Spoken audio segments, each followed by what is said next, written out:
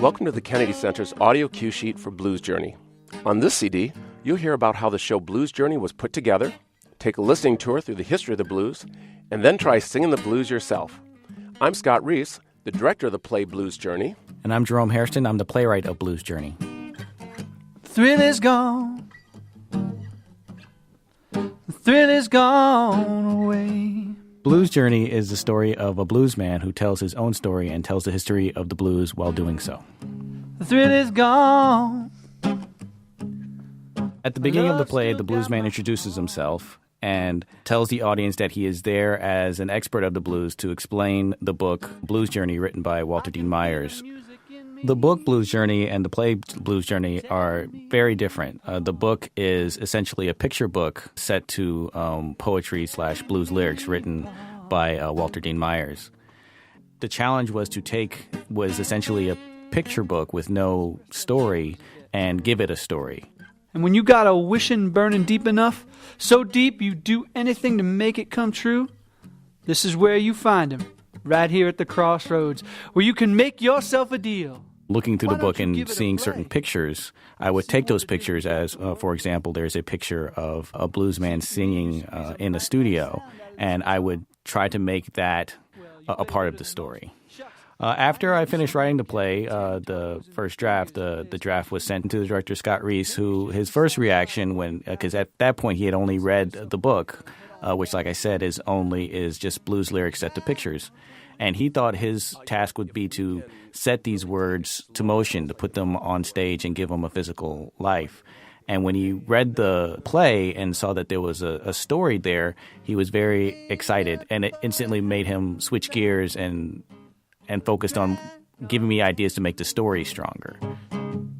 Nothing but a hound dog. Let me find that chord. Yeah, that's good.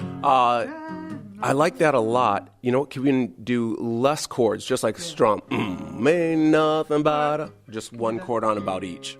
Once Jerome gave me the first script, it was my job as a director to make sure now that the story that he was trying to tell was a story that everyone would want to see. So I go through the play, and I make sure that the characters are making sense, relationship makes sense, that the journey of each of the characters is making sense to everyone, and also that we have a beginning, middle, and end. I wanted to make sure that it was honest to the book and it was honest to the pictures, and Jerome really had all these ingredients already. It was just my job as a director just to put things in a little clear focus.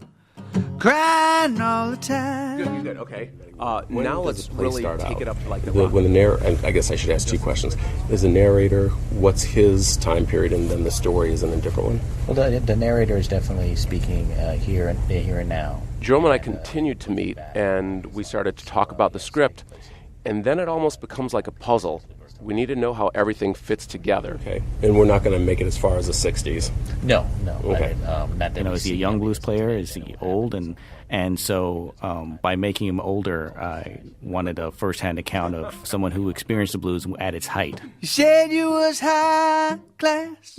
I wanted the play to be more theatrical than just a man sitting on stage telling a story. So I decided to add in a couple of other actors on stage who could play different characters. We could do some kind of little cap that is more reminiscent of the 50s that waitresses you don't often see wearing any longer. Perfect, I like that. Now the same actress will be playing the hat shop owner. The next part of my job as a director is to bring in the design team, which consists of costumes, sets, lights, sound, music. I've done a lot of research on this play, so I've started with books and pictures, and I show them all of my information. Then the designers, they go back and take a look at all of the information that I've given to them, and now I see their point of view. I think she could probably do an off-stage change if we looked at a muumuu, something that was really very quickly could get thrown over. And Blues Journey is a play with music, but it's not a musical. Well, you're probably thinking, what's the difference? Well, let me give you a couple examples. Something like West Side Story or Little Mermaid, those are musicals where the music might be helping to progress a story, as opposed to something like Cheetah Girls, which just happens to have the young ladies who are going through their life and happen to be singers also, so the music that they're doing in recording studios or on the road just happened to be music. And that's kind of what Blues Journey is. You know what? If we can really take it slow, almost like the Mama Thornton version first. All right. So like a walking, ain't nothing but a hound dog. My greatest hope that when the play ends and the audience walks out is I hope several things happen.